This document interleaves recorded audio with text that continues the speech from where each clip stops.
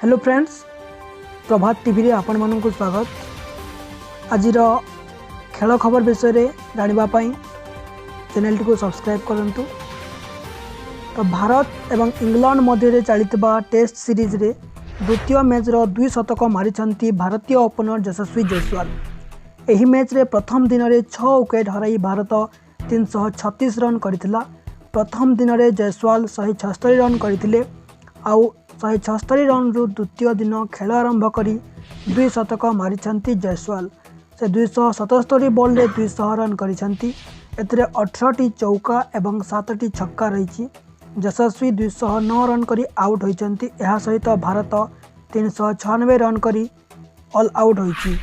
भारत पई सुनील गावस्कर केवल 21 वर्ष 227 दिन रे टेस्ट क्रिकेट रे द्वितीय शतक मारिछंती। एथिरे विनोद कांबली 21 वर्ष 32 दिन रे टेस्ट क्रिकेट रे 2 शतक मारिछंती। एबे जायसवाल 2 शतक मारिछंती। से 22 वर्ष 37 दिन रे कीर्तिमान हासिल करिछंती।